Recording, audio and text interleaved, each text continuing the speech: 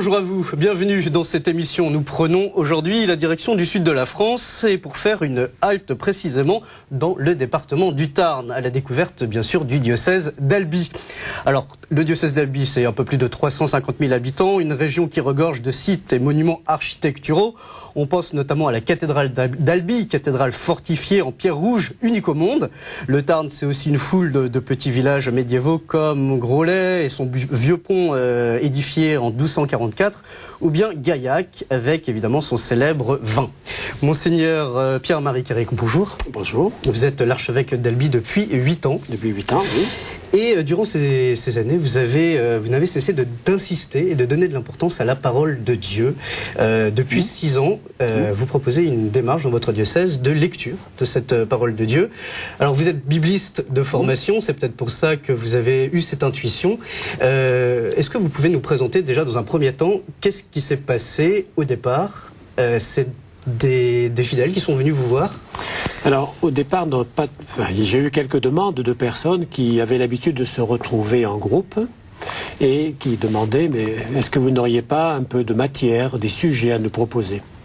Et puis ensuite, pendant l'année jubilaire, donc l'an 2000, il y avait eu la fin d'une démarche synodale qu'avait faite mon prédécesseur et il avait été créé ce qu'on appelait à l'époque des groupes de proximité, c'est-à-dire on invitait les chrétiens à se retrouver pour réfléchir à diverses questions, dans le cadre de la démarche synodale.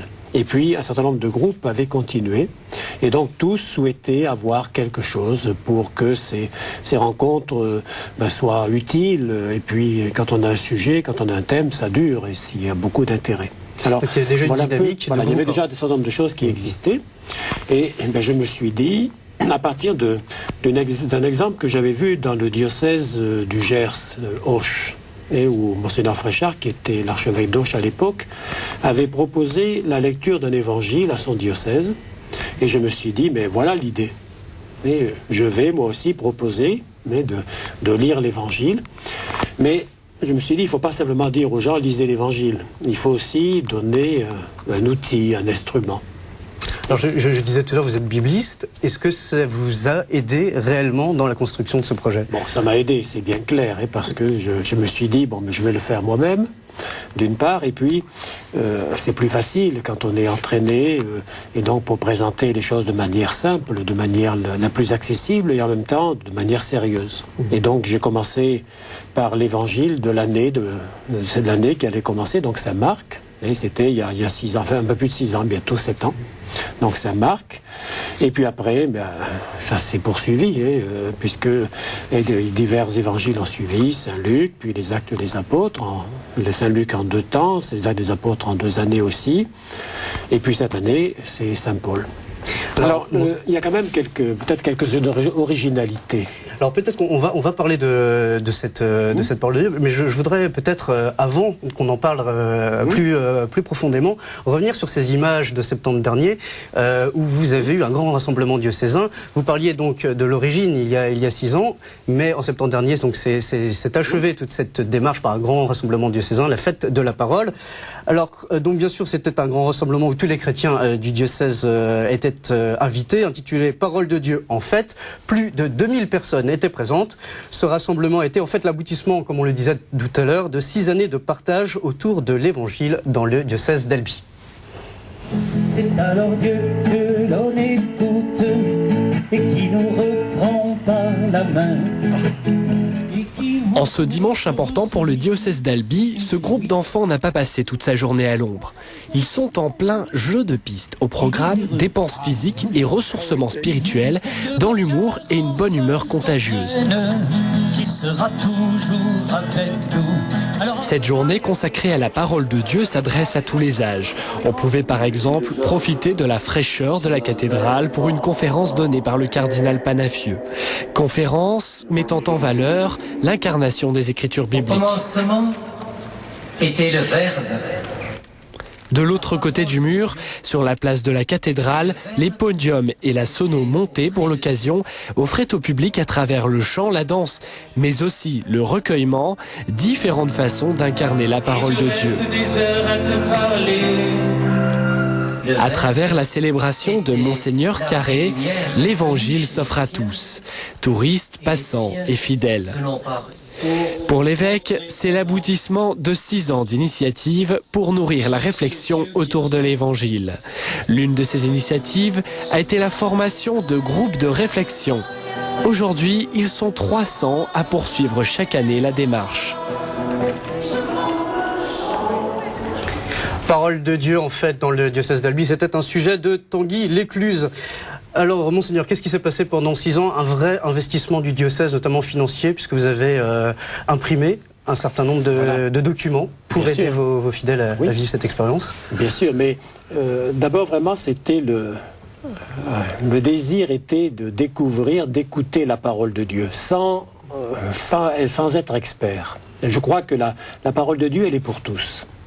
Et c'est ça le principe de base, en disant, voilà, dans un groupe, on peut se retrouver pour lire ensemble l'Évangile ou le Saint Paul, des extraits de Saint Paul, pour exprimer ce qui nous marque dans ces passages qu'on a entendus, et pour écouter ce que les autres aussi ont perçu, pour prier ensemble. Et puis, pour terminer en se disant, mais voilà, cette parole de Dieu, à quoi elle nous invite ? Et ça, sans qu'on soit dans le groupe à l'écoute d'un expert qui saurait tout. Et donc, le principe, c'est, voilà, pour chaque réunion, un texte, bref, un texte que j'ai préparé, que j'ai présenté avec des notes, avec des questions aussi, personnelles, d'abord de préparation. Et puis ensuite, pour la réunion elle-même, quelques indications.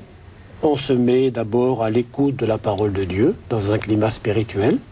Ensuite, on s'écoute les uns les autres. L'animateur est là pour susciter la parole ou bien pour faire taire quelques bavards. Et ça peut arriver aussi. La méthode est importante. Voilà, la méthode est très importante. Oui. Et ce n'est pas une série de conférences, c'est vraiment chacun dit comment la parole de Dieu lui a parlé à son cœur.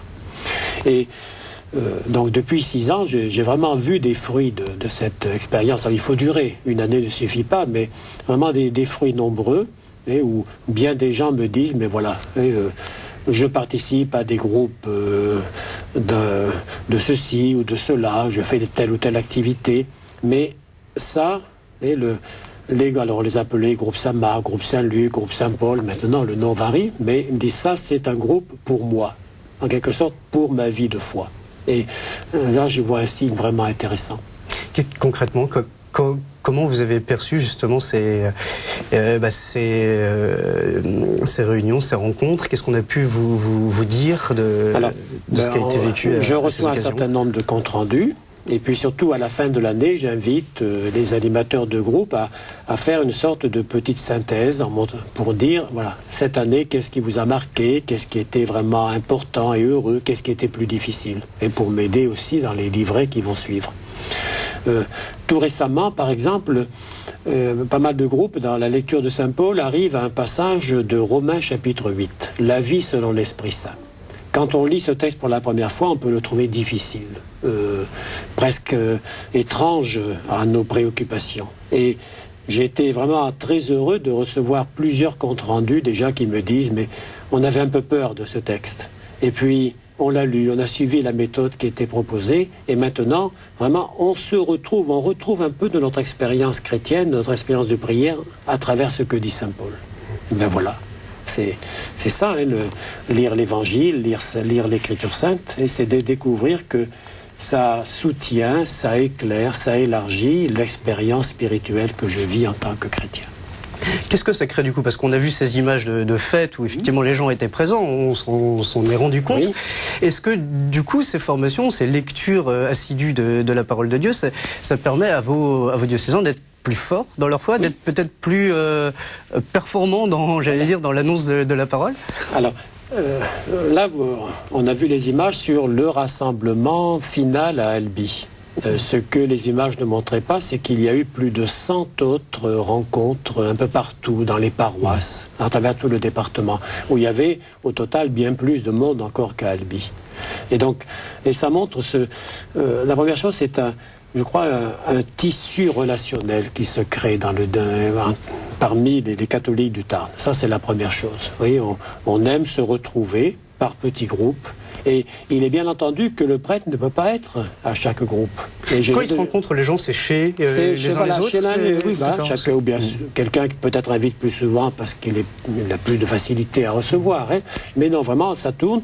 Et le rôle des prêtres, c'est essentiellement de réunir les animateurs de groupe et puis de voir avec eux les questions qui reviennent ou les difficultés. Et puis éventuellement de faire 1 ou 2 rencontres par an de tous les groupes de leur secteur paroissial, par exemple. Mais pas plus. Je leur ai bien dit, surtout... Et je n'imaginais pas que je vous demande d'aller dans chaque réunion de chaque groupe. D'abord parce que j'espère qu'il y en aura beaucoup dans vos paroisses. Et donc vous ne pouvez pas être tous les jours, constamment à toutes ces rencontres.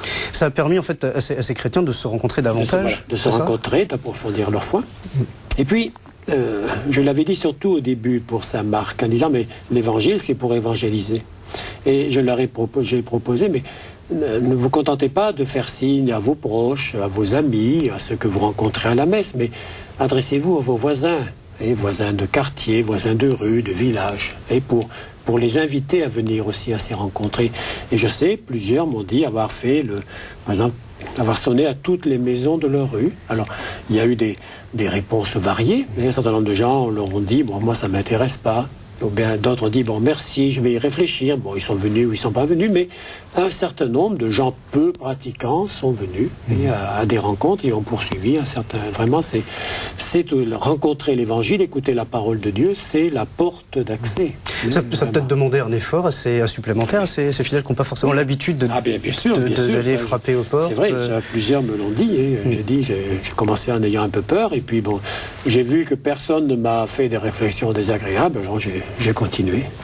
Alors, Monseigneur Carré, on observe quand même que cette attitude de lecture de la parole de Dieu, on souhaite la reproduire un peu dans différents diocèses en France. Plusieurs diocèses font des choses analogues. Voilà, on a vraiment l'impression qu'aujourd'hui, on cherche à se recentrer davantage sur la parole de Dieu. Vous étiez avec Monseigneur Degnaud à Rome, dans le cadre du synode des évêques, et vous aviez évoqué justement cette question de la parole, et vous aviez donné quelques exemples, la méthode des 7 steps, par exemple, qui a été présentée, je crois, en Afrique du Sud. Oui. Est-ce que, juste en 2-3 mots, qu'est-ce que c'est que cette méthode, puisqu'il y a un caractère international, en fait. Voilà, ça montre que dans bien des pays, cela se fait. Et Monseigneur Lafont, qui était au synode, aussi l'évêque de Cayenne, la Guyane française, a lui aussi proposé des méthodes de ce genre. Alors, 7 étapes.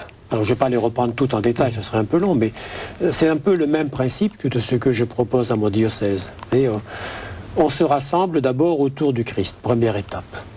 Ensuite, et donc on est là pour lui. Donc un temps de prière. Ensuite, on écoute ce qu'il nous dit. Deuxième étape. On fait silence. Et éventuellement, on le réécoute. Et, étant entendu que cette méthode est même pour des gens qui ne sauraient pas lire. L'essentiel est qu'il y en ait un qui sache lire pour lire le texte. Ensuite, chacun dit ce qu'il a frappé, ce qu'il a marqué dans ce texte entendu. Et une fois que tous se sont exprimés, on peut échanger un peu. Mais sans polémiquer, mais échanger un peu pour approfondir. Et puis ensuite, chacun dit ce qu'il est appelé à vivre.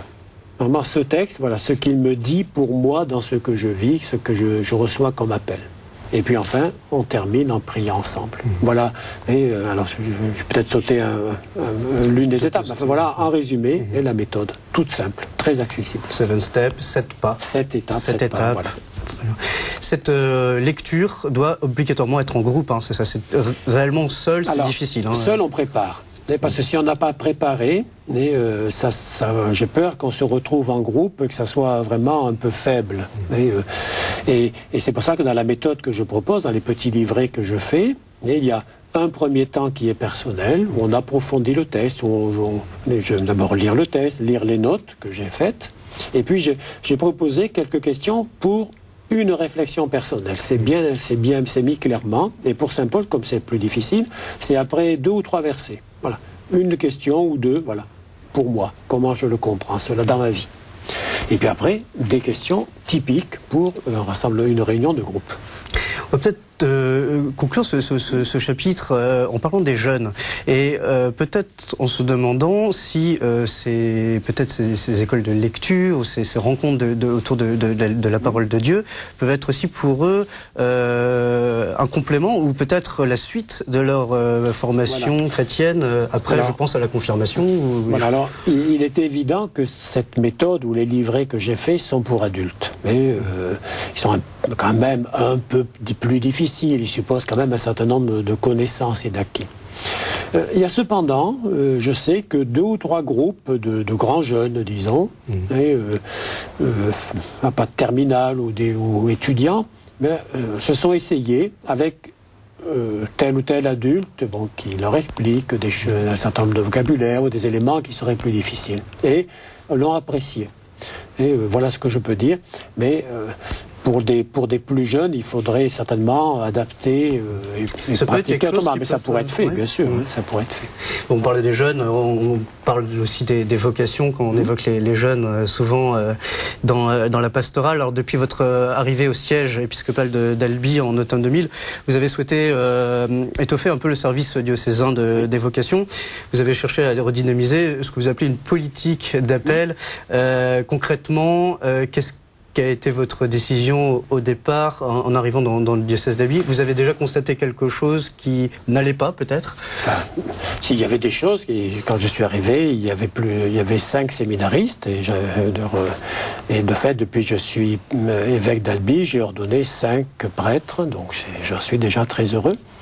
Mais c'est un peu à l'occasion du départ du prêtre qui était chargé du service des vocations à demander de partir au Pérou comme prêtre fidei donum, où il est toujours. Et je me suis dit, je vais nommer quelqu'un d'autre, et en lui confiant une mission, en essayant de réfléchir avec lui à tout ce qui pourrait être fait pour donner sa pleine dimension. Mais une mission qui est difficile, être chargé du service des vocations aujourd'hui. Et je lui ai dit, d'abord, il faut avoir une équipe assez nombreuse, donc avec quelques prêtres, mais aussi une religieuse, des consacrés, une mère de famille ou quelques laïcs. Composer une équipe, c'est fait. Ça a été fait assez vite. Ensuite, il faut aussi faire des propositions. Des propositions pour des enfants, des propositions pour des jeunes. Alors, dans le diocèse, mais éventuellement en se mettant avec d'autres diocèses, parce que 350 000 habitants, on n'a pas tout sous la main. Ça veut dire que ce service-là avait besoin d'un investissement plus grand. C'est vrai que celui que j'ai nommé a pu avoir, au moins au début, assez de temps. Je reconnais que depuis, je lui ai confié d'autres responsabilités plus larges. Alors je suis le premier responsable de ce que la mission est prenante. Troisièmement, alors ça c'est une insistance aussi que je lui ai donnée, il faut, pour que ça soit l'affaire de tous, il faut prendre au sérieux le mot de Jésus qui dit « Priez le maître de la moisson ». Et donc, je lui ai dit, il ne faut pas simplement faire des soirées de prière au moment de la semaine des vocations ou de la journée mondiale des vocations, mais il faudrait qu'on puisse mobiliser dans le diocèse toutes les personnes qui veulent vraiment prier pour les vocations. Et donc de faire une sorte, le mot a été utilisé à bien des endroits, une sorte de monastère invisible. C'est-à-dire, des gens s'engagent à prier chaque semaine, à telle période ou tel jour du mois, pour les vocations. J'ai été étonné du succès. Alors, il y a un livret a été fait, un petit livret de prière chaque année, il y a déjà eu plusieurs années, et puis j'ai été étonné vraiment de la réponse. Il y a quand même plus de 1000 personnes qui se sont engagées à prier régulièrement. Alors, concrètement, quand vous dites régulièrement, c'est tous les mois? Tous les jours, il y a des gens qui prient tous les jours au total, puisqu'on s'est vraiment le responsable a souhaité que les gens s'inscrivent et que donc du 1er au 30 ou 31 du mois, il y ait chaque jour plusieurs personnes, ou des communautés religieuses, ou des paroisses, vraiment. Et donc ça, je crois que ça a marqué aussi. Et puis on a demandé aussi avec ça veut dire, attendez, que je comprenne bien, ça veut dire que tous les jours dans votre diocèse, plusieurs personnes prient pour les vocations et ça crée un climat. Il n'y a rien d'automatique, mais ça crée un climat. Et puis il y a eu une année spécialement orientée vers l'appel, une année dite de l'appel.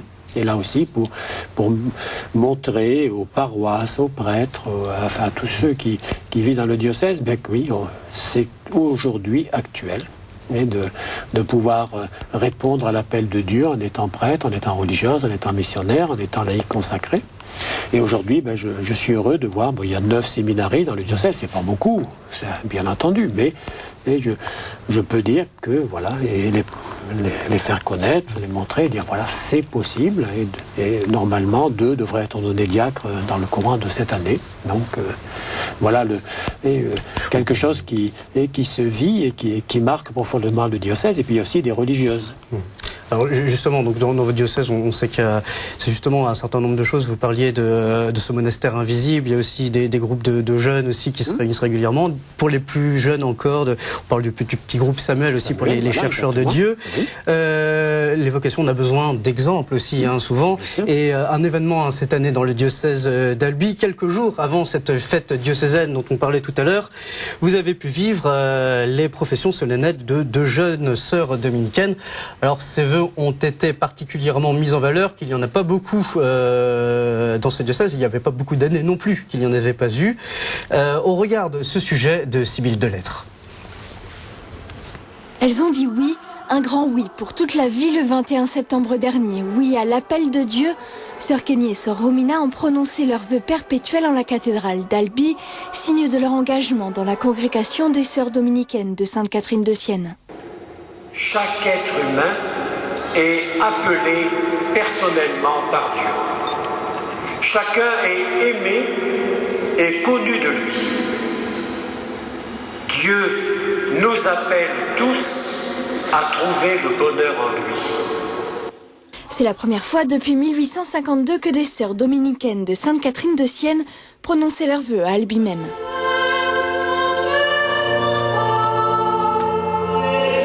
Appelées une par une, les 2 sœurs ont donc prononcé leur engagement auprès de Dieu face à leur supérieure, Mère Louisiana. Moi, sœur Maria Romina Pietrangelo, je fais profession et promets obéissance à Dieu, à la bienheureuse Vierge Marie, à Saint Dominique, à Sainte Catherine de Sienne et à toi, sœur Maria. Une promesse d'obéissance à leur mère supérieure. En effet, les sœurs ne prononcent pas de vœux de pauvreté ni de chasteté, puisqu'ils sont inclus dans ces vœux d'obéissance. Les sœurs dominicaines de Sainte-Catherine de Sienne sont des sœurs apostoliques qui s'investissent donc pleinement dans la vie paroissiale. Ce dimanche de septembre a été vécu par tous comme un grand moment de joie et de communion. Aujourd'hui, Sœur Romina est très active dans la pastorale des jeunes à Albi. Sœur Kenny, quant à elle, est anglophone et apprend donc à maîtriser de mieux en mieux le français. Au quotidien, elle aide Sœur Romina dans ses activités pastorales et aide sa communauté dans les tâches quotidiennes. Monseigneur Pierre-Marie Carré, une autre actualité importante du diocèse d'Albi cette année, ça va être la béatification qui aura lieu à Castres le 5 juillet 2009 d'une fille du Tarn, une fille du pays, Sœur Émilie de Villeneuve, fondatrice au 19e siècle des Sœurs de l'Immaculée Conception de Castres. Alors elles sont connues dans votre diocèse sous le nom des Sœurs Bleues. Les Sœurs Bleues, voilà. Pourquoi ? Parce que leur tenue leur habit était de couleur bleue. Et reste toujours, et donc c'est vraiment le nom sur lequel elles sont populairement le plus connues. Alors on prépare cet événement vraiment important, et j'ai souhaité que cette année soit vraiment une année où on se découvre tous appelés à la sainteté. C'est-à-dire pas simplement évoquer du passé, et bien sûr on parle de sa vie et à Émilie de Villeneuve, à tout ce qu'elle a pu faire, mais ce qui est important c'est aujourd'hui pour nous. Et nous sommes nous aussi appelés à devenir saints, et donc à vivre l'Évangile dans notre quotidien, dans ce monde tel qu'il est, avec les pauvretés. Elle était très sensible aux pauvretés de son époque. Et bien voilà, comment nous, aujourd'hui, ici, être attentifs à ceux qui souffrent dans leur situation. Voilà. Alors ce sera à Castres ? À Castres, le 5 juillet après-midi. D'accord. Alors bien sûr, j'imagine que tous les diocésains sont invités à cet événement. Bien sûr, c'est dehors, c'est au parc de Gourjade, donc il y aura beaucoup de place. Très bien. Alors Monseigneur Pierre-Marie Carré, un grand merci. On arrive au terme de cette émission.